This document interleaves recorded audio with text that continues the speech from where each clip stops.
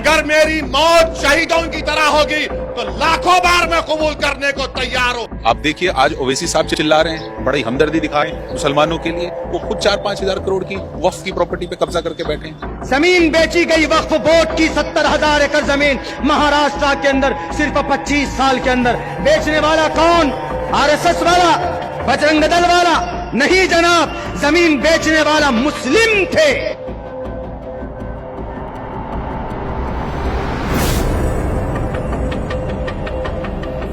Hello नमस्कार, सत श्री अकाल, अस्सलाम वालेकुम। कैसे हैं जनाब? एक कंपाइलेशन बहुत मेहनत करके बना के लाया हूं, लेकिन वो कंपाइलेशन बनाते हुए मेरे जिगर को, मेरे कलेजे को जितना सुकून पहुंचा है, कितना सुकून पहुंचा है कि शुक्र है ऊपर वाले का, शुक्र है उस ताकत का, परमेश्वर का, खुदा का, कि इसके खिलाफ इसकी हकीकत बताने के लिए मेरे अलावा भी मुझसे बेहतर आवाजें, मेरे अलावा मुझसे बेहतर आवाजें इस देश में खड़ी हो रही हैं। पहले इसका ड्रामा दिखाऊंगा,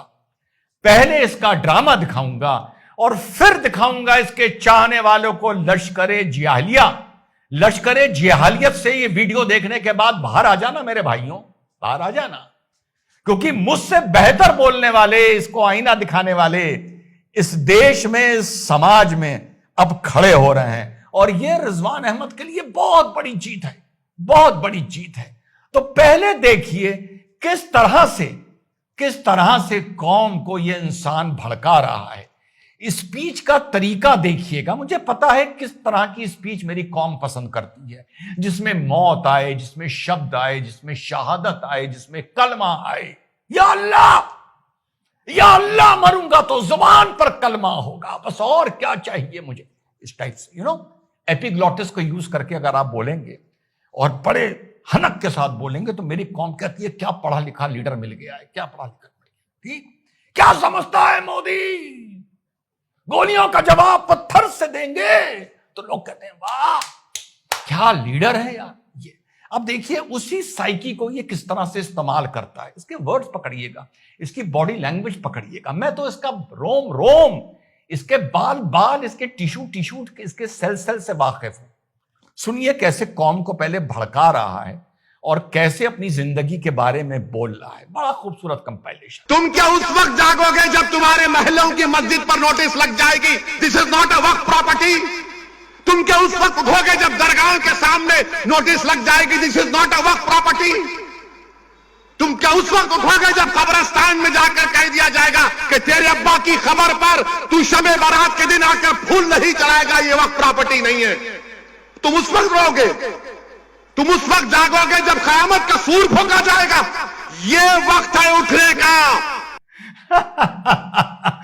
देखा आपने, क़यामत, कब्र, हश्र, कलमा, इस तरीके से लोग भड़काते हैं, इस तरीके से ये भड़काते हैं। और ये चीज नोट करनी चाहिए, ये भड़का रहा है।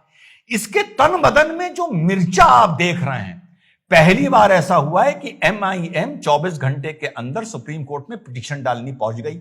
याद करिए कितने मामले हुए, आपका भाई कहता था ये MIM पिटीशन क्यों नहीं डालती। इस बार पहुंच गई, क्योंकि इस बार चोट बड़ी गहरी लगी है। इस बार चोट पिछवाड़े पे नहीं, इस बार चोट जेब में लगी है, जेब में लगी है। आगे सुनिए। मेरी एक बात सुनो, ये गोलियां चलाने वालों को बोल रहा हूं जो बाबा सिद्दीकी को मारे। अरे सुन मेरी बात को जालिम, जो इस दुनिया में आता है ना, अल्लाह उसको उसकी मां की पेट में भिजाने से पहले आलम अरवाह में अल्लाह उसकी इज्जत, उसकी रिज़्क़, उसकी जिंदगी लिख कर भी जाता। अगर मेरी मौत शहीदों की तरह होगी तो लाखों बार मैं कबूल करने को तैयार हूं। कब चलाएगा गोली? चला मुझ पर। अब आपने देखा, अब ये टिपिकल फॉर्मेट है। अगर आपको कौम का नेता बनना है तो आपको यह बोलना पड़ेगा। अरे साथियों यकीन करो, अगर मैं भटक गया होता, अगर मैं जलील हो गया होता, अगर मैं कमीन हो गया होता, अगर मेरी परवरिश एक जलील जाहिल की तरह हुई होती, वैसे इनको जाहिल नहीं कहना चाहिए, तो कौम का बहुत बड़ा नेता होता, क्योंकि एपिग्लॉटिस से बोलना मुझे आता है। बहुत बड़ा नेता होता, बड़े सब्सक्राइबर्स होते, बड़े फॉलोअर्स होते, बहुत होते। 2-4 मिलियन तो सिर्फ भाई लोग में ही मुझे फॉलो कर रहे होते और उनके चलते 2-4 और गैर मुसलमान भाई मुझे फॉलो बहन कर रहे होते। मुझे पता है, आई नो द साइकी, कि क्या बोल के तुम इन्हें खुश कर सकते हो इन विचारों को। आगे चलिए, अब देखिए इसने मौत चला गोली इस सीने में, अरे क्या ले जाएगा, जिंदगी तो मेरी ऊपर है, ये है। यूं करके आप डायलॉग बाजी करो, फिर देखो हमें तो बड़ी खूबसूरत डायलॉग बाजी करनी आती है। ठीक, आगे चलिए। मैंने करीब से 6 फीट से गोलियां देखी। मुझे बोलने दीजिए सर, हो सकता है कि कल दिन ना देखूं। मैं मौत से नहीं डरने वाला हूं। हम सबको जाना है इस दुनिया से, बल्कि मैंने कह दिया कि मैं इस वतन में पैदा हुआ, मेरी मां की कोख से तो जमीन पर लिटाया गया। हाँ, हिंदू तो पेड़ पे टंगाया गया था पैदा होने के बाद। आगे सुनो। देश के गरीब बचेंगे तो मैं बचूंगा। ओवैसी की जान इखलाक फेलू से बढ़कर नहीं है सर। ओवैसी की जान इखलाक फेलू से बढ़कर नहीं है सर, नहीं है।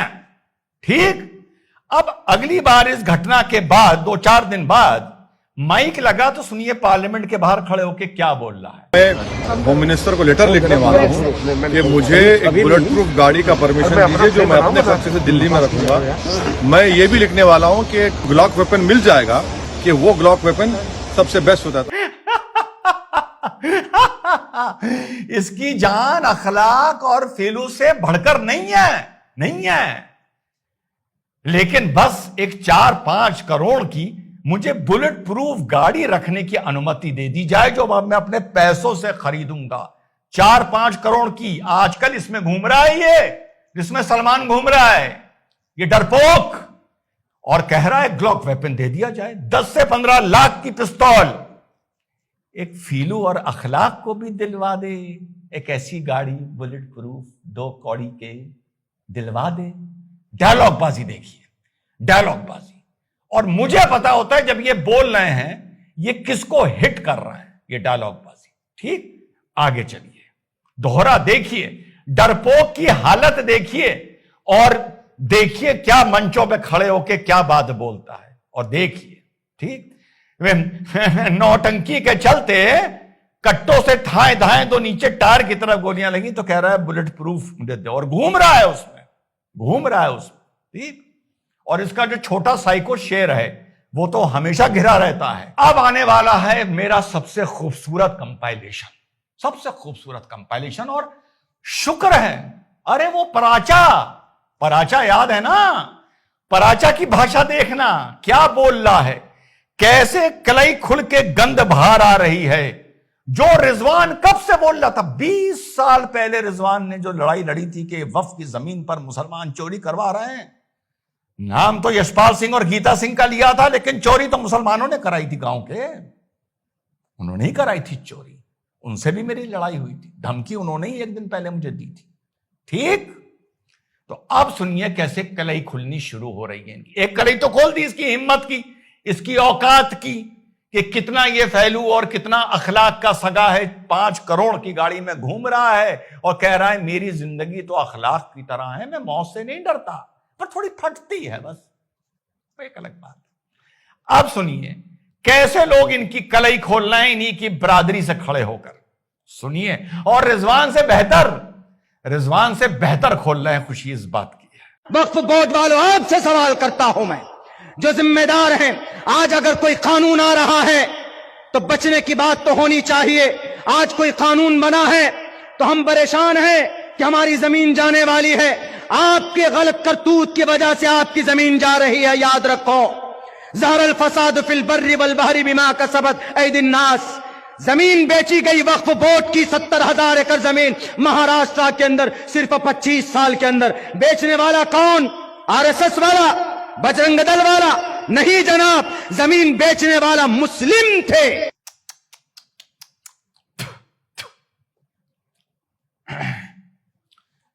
थूक जाया हो गया, गलत लोगों पर थूक दिया।